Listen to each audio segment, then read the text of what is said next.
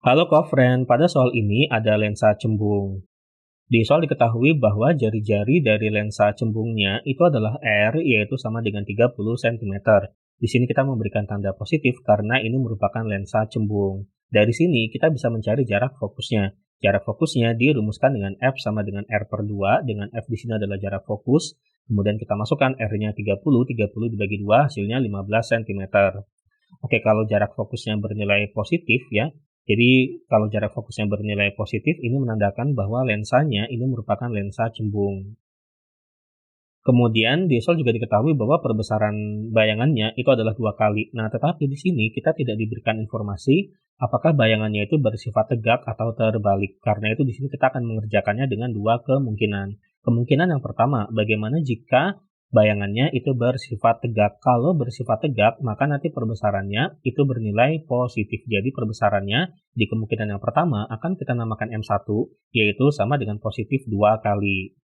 Kemudian di sini kita akan menggunakan rumus yang berlaku pada lensa, yaitu 1 per F sama dengan 1 per S1 ditambah 1 per S1 aksen, dengan S1 di sini adalah jarak benda atau jarak benda ke lensa di kemungkinan yang pertama, kemudian S1 aksen di sini adalah jarak bayangan atau jarak bayangan ke lensa di kemungkinan yang pertama. Maka S1 aksen sama dengan S1 dikali F dibagi S1 min F.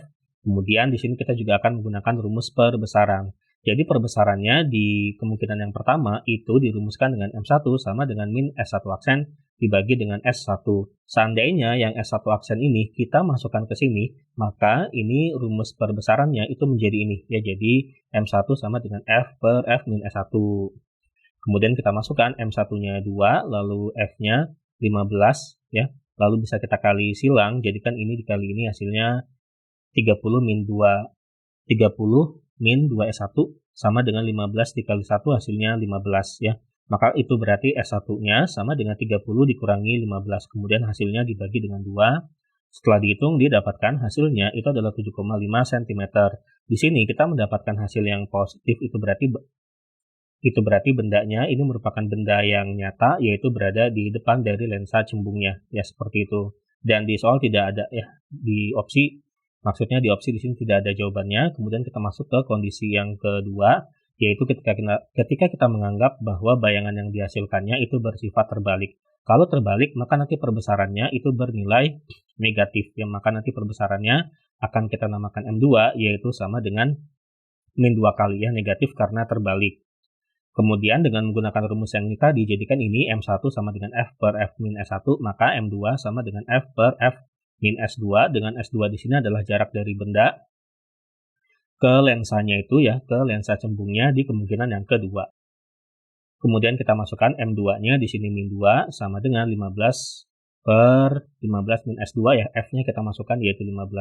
Lalu kita kali silang sehingga didapatkan hasilnya menjadi seperti ini. Jadi kan min 2 dikali 15 hasilnya min 30, min 2 dikali min S2 hasilnya positif 2S2 sama dengan 15 dikali 1 hasilnya 15. Maka itu berarti yang S2 sama dengan 30 ditambah 15, kemudian hasilnya dibagi dengan 2, didapatkan hasilnya itu adalah 22,5 cm.